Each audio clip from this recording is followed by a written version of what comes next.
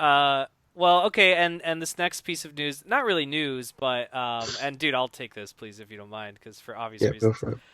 But yeah, so a new Rogue One, a Star Wars story trailer came out. I think this might be the last trailer, but basically, uh, during the Star Wars show earlier this week, I guess, on Wednesday, director Gareth Edwards came out and he was, kind of he made the announcement of, hey, tomorrow the new Rogue One trailer is going to come out.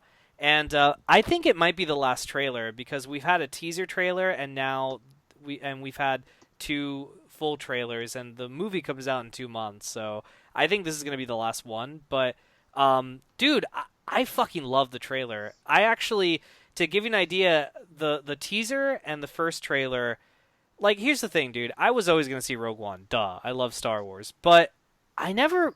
I don't know, dude. I wasn't as excited as I was for like Force Awakens, for example, and not because Force Awakens was the first film in 10 years. It was like a new chapter in Star Wars. It was Episode 7, stuff like that. Rogue One, I'm like, okay, Vader's gonna be in it. It's Star Wars. Fuck it, I'll see it. But Hmm. what? But this new trailer, man, and the first two trailers didn't really do anything for me. But this one, dude, holy shit, I got really excited for this movie. Like, this was the first. Yeah, seriously, this is the first trailer I saw where I'm like, damn, man, that was badass. Like, Vader was in the trailer. We see him, like, walking towards Ray, like, Yeah. or not Ray, wow, Ray. Walking towards Finn, or Finn, fuck! Walking towards Jin.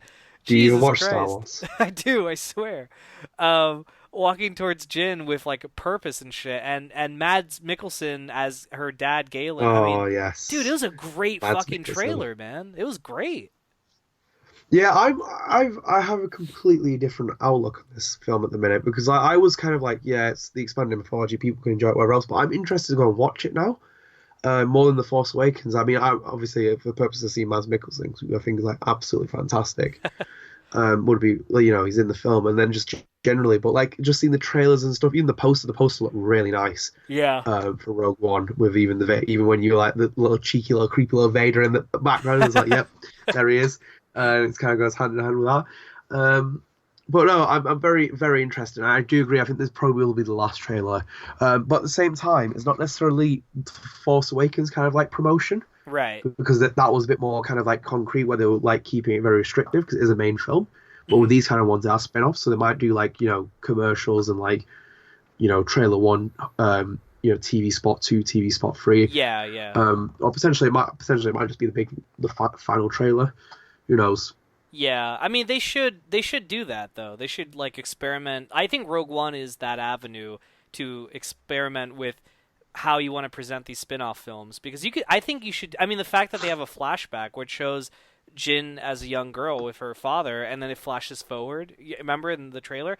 I was like, "Oh, that's Yeah, so yeah, cool. There's going to be a flashback because they did a force back, when Rey was having that acid trip in Force Awakens, but they'd never really straight up done a flashback before, and so I'm happy for that. I think they should experiment with these films, and I hope the Han Solo movie that comes out in 2 years does the same thing. Like, experiment with these movies and have fun with them because that's the whole point, I think. But yeah, no, dude, I'm this got yeah. me psyched, man. Like, this definitely got me really excited for it. Vader looks good. Vader looks very appropriate. He looks good. It's not obviously David Prowse. He's way too old to play Vader, but it looks Yeah. like Vader, man. And the voice is gonna be what's this guy? James Earl Jones is coming back. So yeah, it looks good. I'm still kind of half and half on the film in general, though. That trailer got me excited for it, but I'm still skeptical of what's gonna, what the movie will be about, kind of thing. So Yeah, you yeah. never know. You never know. Yeah, but cool, man. Very cool stuff. Um, Mhm. dude, actually, do you mind if I take this one and then you'll finish us Yeah, off? go for it. All right, sweet. Yeah, go for it. So, oh, okay, there we go. My web browser was biting back at me. Okay, so, really cool article from Nintendo Life. But basically, there's some new Nintendo NX rumors that have popped up from a French site called GameBlog.fr. So basically, they posted a video claiming some leaks on some Nintendo NX details, and once translated, some of these are old reports with new changes or tweaks and whatnot. But anyway, basically, these are the rumors. The rumors are that what's it called? The okay, so NX will be a hybrid console. It's going to be both a home console, but it's also going to double as a portable. And it says here that you don't have to plug the portable portion back into a dock to play on the TV, but rather it'll use a wireless dongle, kind of like what the Wii U gamepad does, so that you could still use the portable with the screen to play on your television. Also, the rumor says there's going to be lots of remasters planned. That Skyward Sword, Mario Kart 8, Splatoon, Smash Brothers, and a bunch of N64 and Wii games are going to be remastered in higher resolution, I guess, for Nintendo NX. So a Splinter Cell title might be released on the console, and a Yoshi and Raving Rabbids game from Ubisoft crossover might happen. And then also the site claims that Platinum Games and Capcom is going to be fully supporting the system, and that Final Fantasy 15 and the Final Fantasy 7 remake are going to be ported to NX. I guess sometime after they're released on PS4 and Xbox One. And yeah, that's pretty much all the stuff that's came out from it. And then there's a couple other little bits here that the console is going to be priced anywhere between $300 to $350, and that yeah, that's pretty much it. Everything else is just other kind of rumors. I mean, these are all really, really heavy rumors. A lot of it does kind of factor in that. I think it's pretty obvious, Adnan, that Nintendo NX is going to be a hybrid console. Yeah, I think Yeah.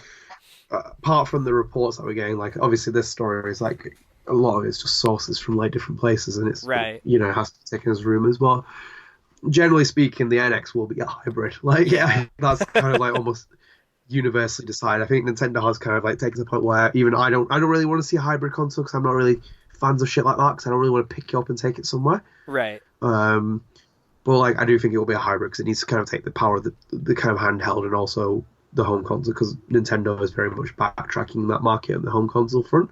Yeah.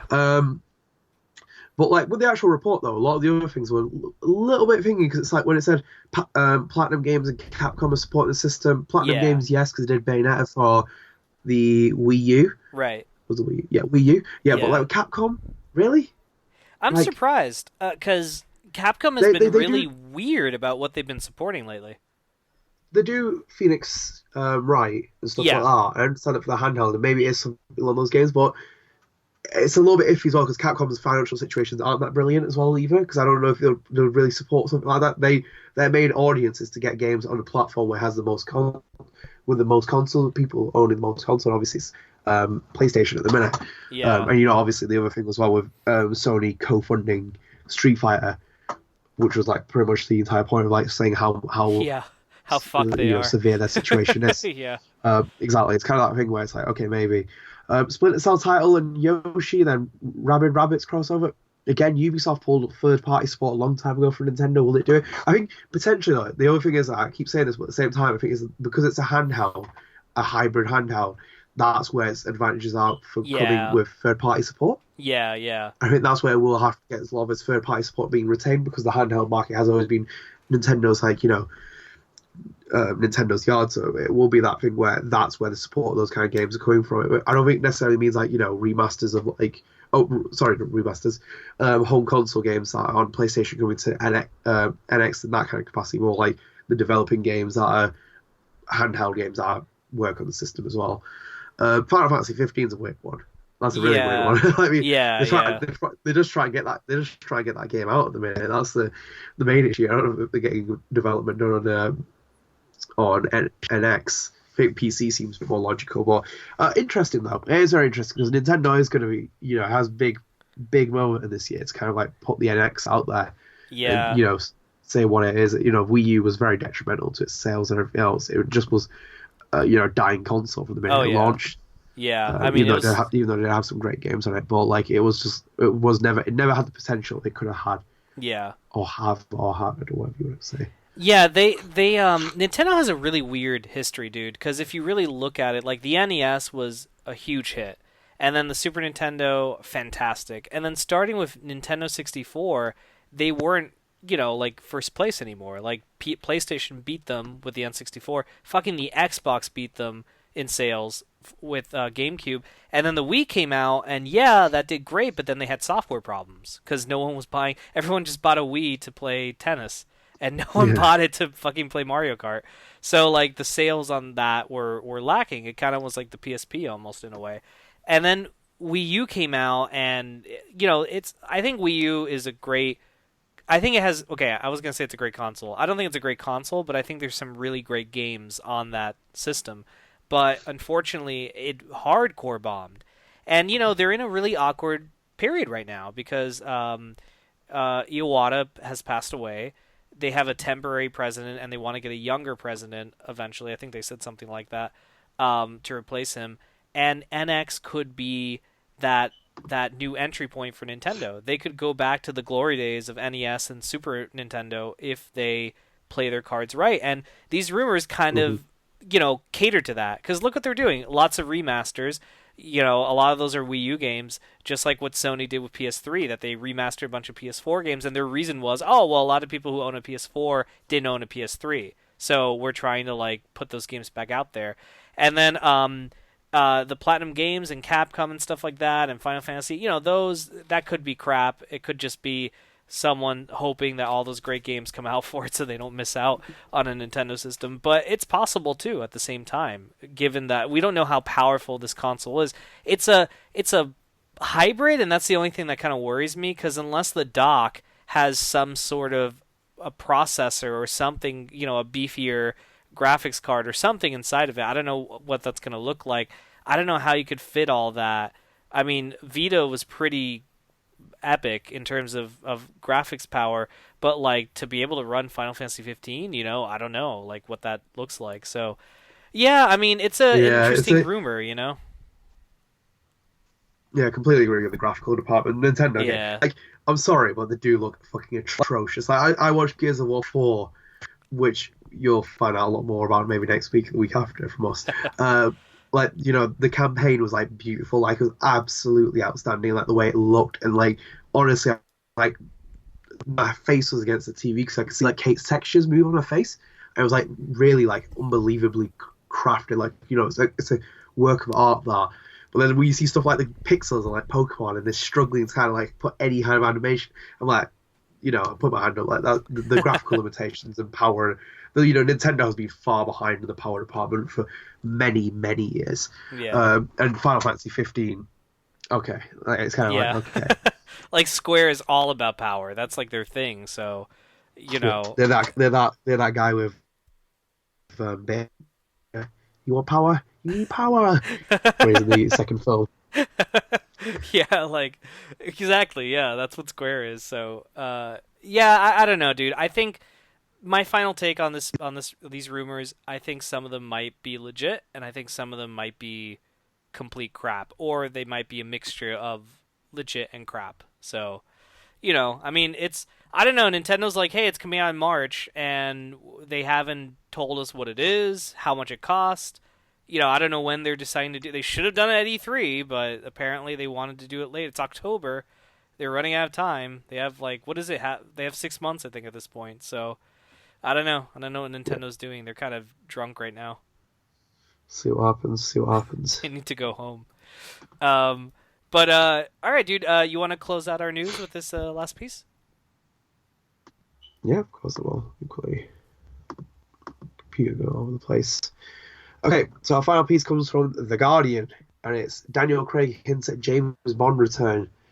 So the article says, and I follow, Daniel Craig has lent weight to theories he will return to the role of James Bond following a year of intense speculation. Speaking at the New Yorker Festival over the weekend, Craig, 48, told the audience, and I quote, I've got the best job in the world doing Bond. The things I get to do on a Bond movie and the type of work it is, there's no greater job like it. End quote. His enthusiasm is in contrast to sentiments expressed shortly after shooting ended on the most recent installment. Asked then whether he would like to return to the part. Craig declared that he would, quote, rather slash my wrists, end quote. I do like that Guardian has put this all into the article. By contrast, Craig declared to the crowd in Manhattan, and I quote, I love this job. I get a massive kick out of it. And if I can keep getting a kick out of it, I will, end quote. His words chimed those of Bond executive producer Callum McDougall, who told the BBC recently that the franchise's chiefs, Barbara Broccoli and Michael G. Wilson, were hoping for the return of the actor, who was, quote, absolutely the first choice, end quote. But Craig denied that he'd been offered 150 million for 2 movie installments, a report already widely debunked. He said, I quote, there's no conversation going on. Everybody's just a bit tired, end quote. Interesting. So basically, this is how the news came about, if I remember correctly. They he kind of came out and was like, I don't really like fuck this. I don't like these movies anymore. I'd rather slit my wrists. And then this article came out. This is funny. I don't know, man. I really liked him he's made what, like 4 movies at this point. Um, Yeah.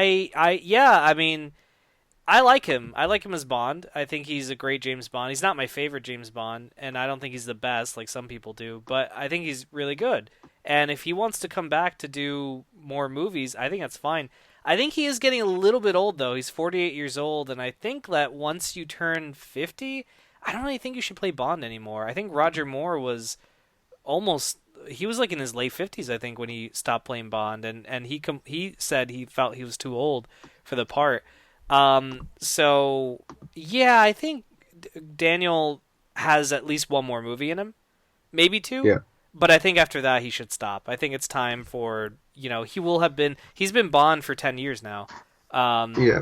And I think it's time for some new blood, someone else to. I want Idris Elba to play Bond. I think he'd be a fucking awesome Bond. Dude, that guy is so fucking handsome. He could so fucking pull off Bond. But yeah, it's out there. I don't know. And he's a good actor too, and he's British, so Craig's the big boss though now. He's in his late 50s. He'll make his copies. Make Yeah, his copies in his 50s. they'll clone Craig and just cut his. They'll be like, we're not gonna offer you 150 this time. You're a clone. Yeah, I kind of have different sentiments towards the news because, like, I think he just had a bit of a meltdown, or Yeah, maybe a midlife crisis. yeah, Literally at the middle point of his life, maybe he had like that completely midlife crisis, where he didn't want to be Bond and thought he was getting typecasted as just Bond because he was doing that one role for like many years. yeah, It is kind of the safe option to always go back to him because he has established himself as Bond, and it's kind of that thing where a lot of the films have continuity about them with his character. right. Like, I mean, I wasn't really a huge fan of the recent Bond. I didn't think it was that brilliant. I thought it was pretty, like, average. Oh, you Surprising. mean Spectre? Spectre, yeah. I was Yeah, not a fan at all. I thought it was pretty average and that kind of. it was okay. I Yeah, thought the script was really, really mediocre. But yeah, he would be the good shout. I think maybe they got 2 more films out of him potentially. Maybe yeah, 1 film at least, kind of like just kind of thing. Because they do the thing is that if you do want to get a new Bond in, you kind of have to get his arc finished because it is still like very much like dangling in different places. yeah, But yeah, I would be open for him to return to the role. Obviously, I do think that they should look into the future and see who will be Bond next. It is an iconic role; it will always keep going on. They do need to look at the next options. Idris Elba's getting on quite a bit. yeah. I think if I remember correctly, there's a rumor that they were looking into Loki, the actor that plays Loki, to play Bond. Tom And Hiddleston. yeah, Tom Hiddleston. And I was like, I don't know. I mean, I guess I'd have to see him in the suit or something because I mean, he's a great actor and he's not a bad looking guy at all. But I just kind of, I don't know. I can't. When you say that, like when I heard that, my initial thought was, I don't know about that. I guess I'd have to see him. And I'm a visual guy, so I guess I'd have to see him in costume and get an idea of it. Because I don't know, dude. That's kind of weird. Yeah, it would be weird in the eyes. It's just one of those where sometimes you just can't type, profile someone to be that other person. They just look a Yeah. bit strange when you find your head. But potentially you could do. Like anything's possible, though. I mean, Eddie Redmayne played Stephen Hawking. It's like one of those where you wouldn't expect it when it's first announced. Um, Yeah. but I do think there's potential though, because they could go for a much younger Bond look as well with Hiddleston. Yeah. But we'll see what happens from here on out. Yeah, definitely. I mean, they have time. They usually take 3 to 4 years to make these movies. I mean, Spectre just came out last year, so they could wait. But I hope he does come back to do like. I mean, Spectre I think was kind of a weak film to end his Bond on. I think having him come back, like, don't have him go out like Pierce Bronson did. Poor Pierce Bronson, man. That guy only did one. GoldenEye was the shit, but all the other movies kind of sucked. I mean, Yeah. I don't know. I thought they, especially Die Another Day. Jesus, that movie was like, that was like a really bad acid CGI acid trip.